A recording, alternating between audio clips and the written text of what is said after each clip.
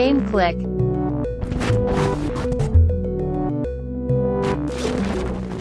It's a long time. Tales of Kenzera Zau. We have been Yes. talking about this game for months. It's been one of our most anticipated games of Yes. 2024. It is And it's just because they black. Let's be real. No. Like, I'm rooting for everybody black, Issa Rae.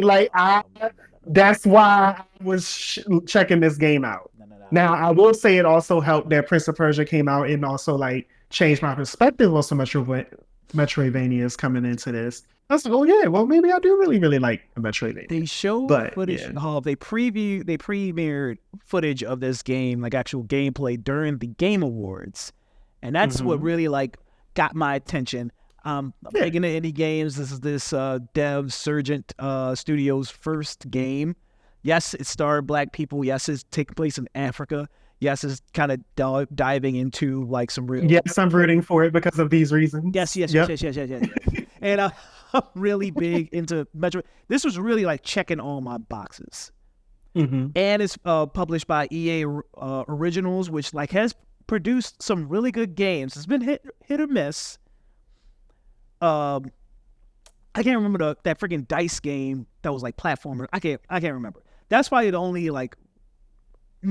one out of the bunch. But we got It Takes Two from EA Originals. Got a bunch of good stuff. So and that won Game of the Year 2-3 years ago. Yeah.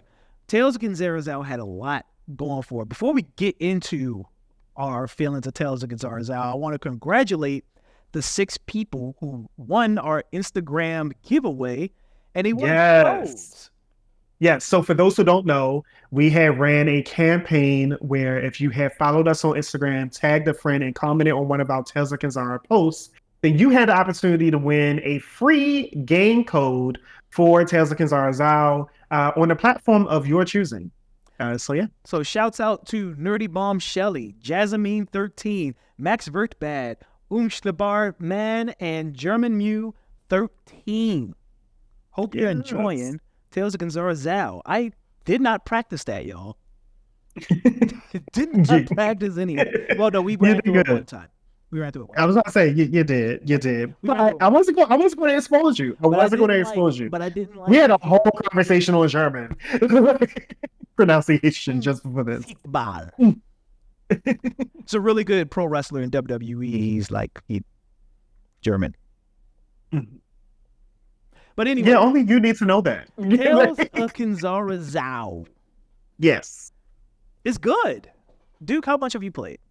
You're only a tiny bit. I'm very much still in the beginning. Yeah. I will let you lead, and I can tell you my first impressions. Okay. But I'm very much still in the beginning. I will say the game is pretty though. So but we knew that. I want to lead with the good. I want to lead with the hot, and yet you hit the nail on the head. This game looks really good. This art style is insane. We knew that going in with all the trailers and the gameplay previews and stuff, but the art style really does this game a lot of favors. It makes it super unique. It definitely pops in 4K, and it's definitely one of the shining points of Tales of Kenzera, right? You agree? Yes, indeed. The gameplay is super good, and the platforming feels really good. Unlike other Metroidvanias, you really start off with a lot of those platforming moves out the gate. You get the double jump and the air dash, and that feels really good and really tight. Yeah, and it should be there.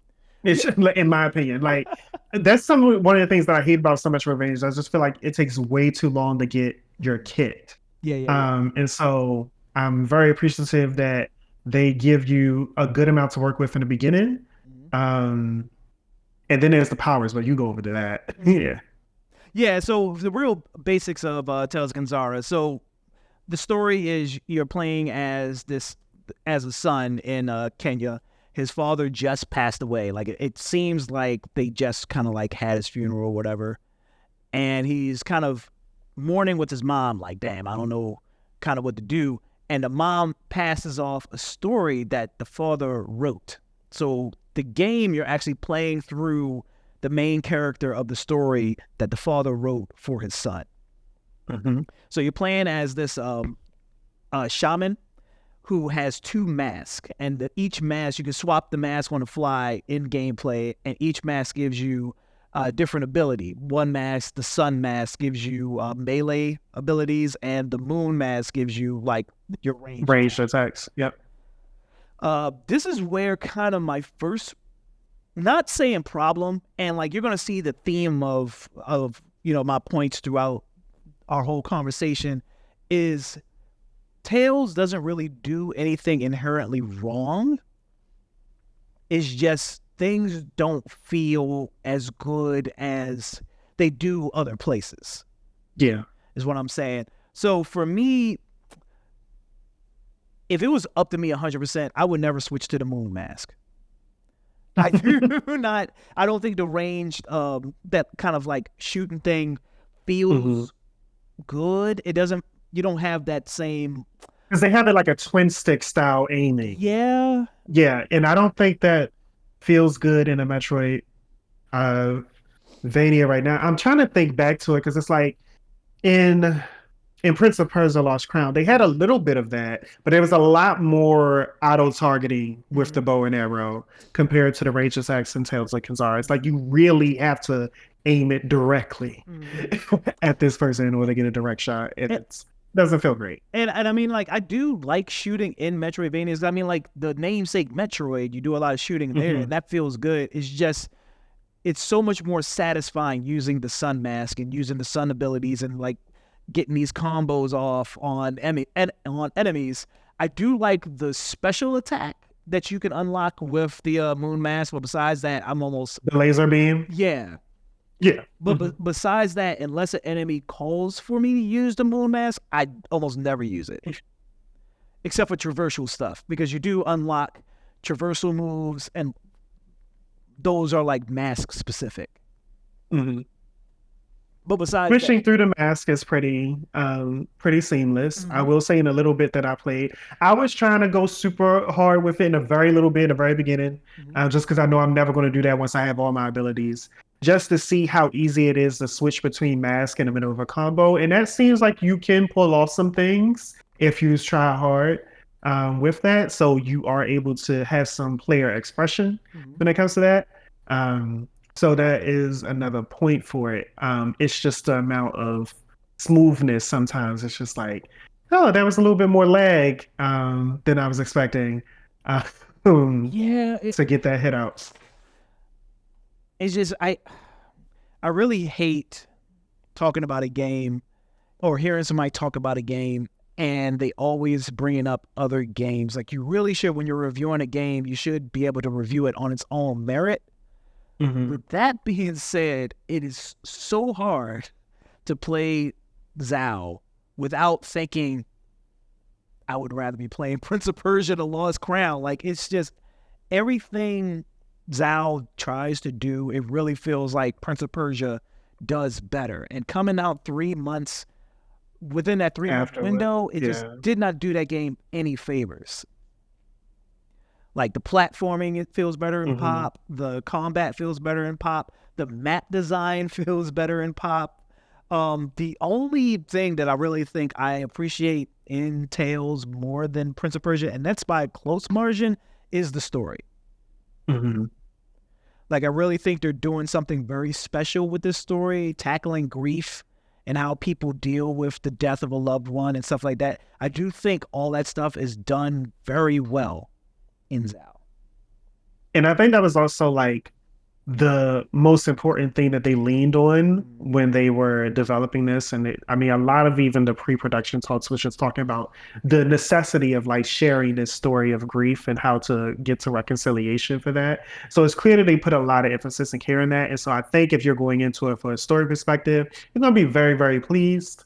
I had a unique issue with the game. And even though the game is super pretty, and it has its different colors. I don't know. I was like, am I getting old now? Because one of the things that I felt like was an issue for me was literally just keeping track of my character on the screen. No. I felt like he blended into the environments much more than he should, just because he had like the exact same color palette as some of the backgrounds that I was using. I was just like, this, he blends in. It's a little hard to know where he's at on screen. Not only that, not only just the background, because that was a problem, especially when you get into the underground section where everything's kind of like that neon color. Zau really does blend in with everything. But to me, the character you're controlling looks almost exactly like the enemies you're facing. And that's where I was like, you don't jump in. There's a racism joke in there somewhere. It's there somewhere. It's like right there. I like to get so close. I like, it's in there somewhere. I can say black people look alike because I'm black, but I mean, they are like the souls of people.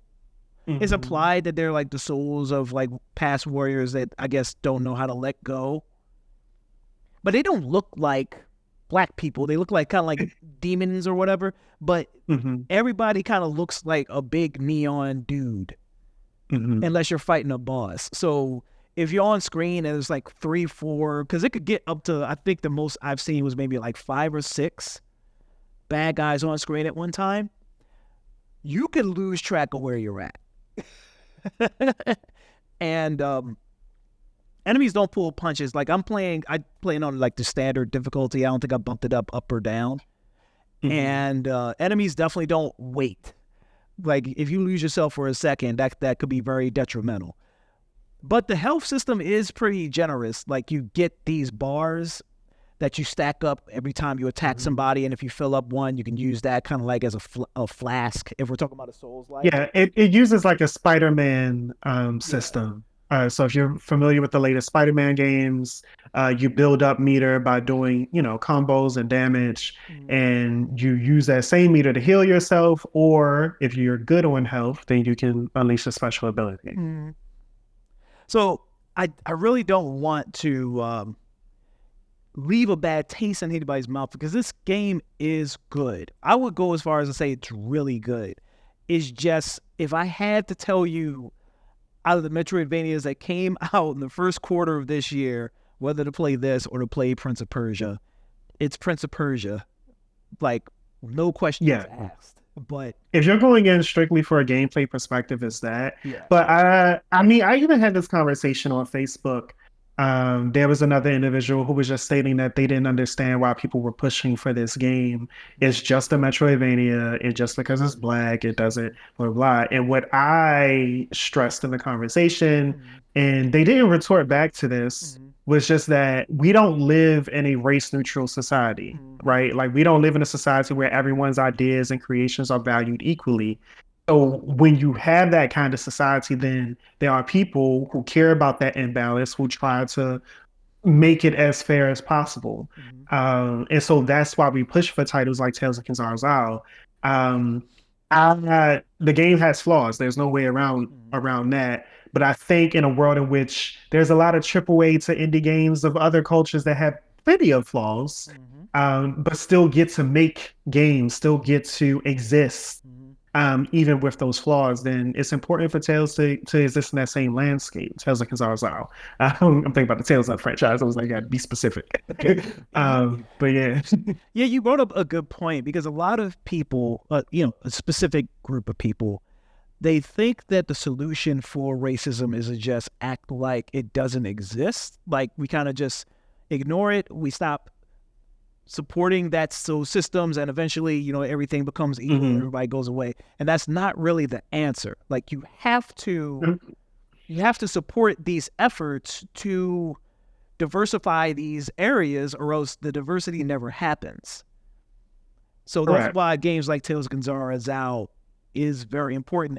And this is a very good first game for a studio. Like you said, there are a plethora of worse games, and I do not want to imply that this game is bad. It is by no means a bad game. It is a very quality Metroidvania, and if you're into that genre, I highly recommend it. Especially you can play it from beginning to end. You're not going to and it's included in PlayStation Plus Extra. Yes. So a lot of, depending on which tier of subscriptions you have to be in, you can actually get the game for free right now. For those who won the giveaway, they were appreciative of the fact that they get to own the game just in case the game ever goes away. They still have access to it from those particular subscriptions. But yeah, it's included in PlayStation Plus Extra. Because it's an EA game, it will eventually be on Game Pass. I'm not sure what the wait period is for that, but it's definitely one of my favorite recent Metroidvanias. I don't know if it would be on like my favorite all time, but it's and we can't forget that phenomenal voice line in voice delivery of "Move, please" of the game. Like that took me for a loop. I have to download that exact audio clip. It's got to be used somewhere, somehow in everything I do in the future. Can we talk about that before we wrap up? Sure. We didn't really touch on the voice acting, because the game is another really impressive thing about a game with this budget. It's 100% voice acted. Every line of dialogue is voice acted, and it's done well. Like whoever is playing Zau and whoever is playing the deity that kind of follows him around. I don't remember his name. I don't remember his name, but he's essentially the god of death. Yeah. Yes. Really good and genuinely funny. Like I always commend that in games, because in game, like a lot of games find trouble being genuinely funny, and this game really did. Like I laughed a couple of times while playing. Yeah. Another thing that I celebrate is I play video games because I get to be exposed to different cultures. And one of my favorite video games of all time is Final Fantasy X, which had an Asian aesthetic to it for a lot of it, and it melded so great in this fantasy setting. But when you think about all the different concepts that we learned over time from Yin Yang, or like the Grim Reaper and all these different things, we're looking finally at an African principle, an African theology, and being exposed to, their versions of mystical creatures and what that would look like in a video game completely from their narrative as opposed to somebody else's reinterpretation. And I think that's wonderful. Because I always got to shout this out just for people who do not know. I mentioned it some places somewhere, but all of the symbols in the Kingdom Hearts franchise, all of the heart symbols are directly from Upper West Africa, like the Dinkra symbols and Yosemite script symbols of heart theologies. And there's no way to know that unless you do that research, as opposed with other games where it's just like, oh yeah, you know directly who this came from, where this symbol came from. But yeah, I guess we didn't mention that the founder of the studio that developed this game, Surgent Studios, is Abubakar Salim, and this is roughly based on, it's inspired by his father, who I guess passed away recently, and I believe he is of Kenyan descent. I'm not sure. We're not confident enough to say. I think for sure, but yeah, we know. Yeah. Yes, he is. Let's say that. I am confident. Oh, all right, understood. Challenge me in the comments. When they cancel us, I know who to send. I dare you fact check me. But yeah, Tales of Kenzera Zau, like I said, if you're a fan of Metroidvanias and you want to support a up-and-coming indie studio, I highly recommend it. Yes. There are worse ways to spend your time, for sure. Much worse.